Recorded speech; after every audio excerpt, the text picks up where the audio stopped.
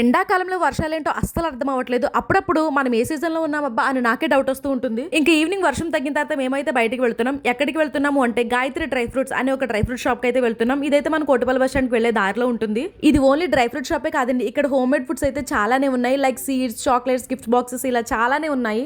నేనైతే జిమ్ కి వెళ్తాను అని చెప్పాను కదా, సో మనం weight loss or fat loss అవ్వాలి అంటే జిమ్, ఎక్సర్సైజ్ ఎంత ఇంపార్టెంట్, ఫుడ్ కూడా అంతే ఇంపార్టెంట్. ఈవెన్ మోర్ ఇంపార్టెంట్ కూడా ఫుడ్ తీసుకోవడం. ఏం తింటున్నాం, ఎంత క్వాంటిటీలో తింటున్నాం, ప్రోటీన్స్, కార్బ్స్, ఫైబర్ ఇలా తినే వాటిలో ఏమేమైతే ఉన్నాయి అవన్నీ కూడా మనం మస్ట్ గా తెలుసుకోవాలి.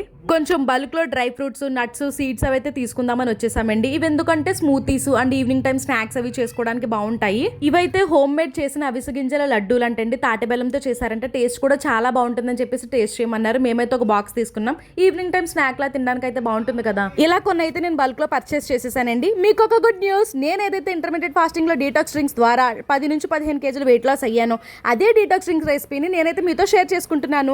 ఇలా చాలా డీటాక్స్ డ్రింక్స్ రెసిపీస్ అయితే నేను మీతో షేర్ చేసుకుంటాను. తప్పకుండా మీరు ఈ రెసిపీ వీడియోస్ అనేది వాచ్ చేసేయండి. నాలా మీరు కూడా సన్నమైపోండి. Thank you.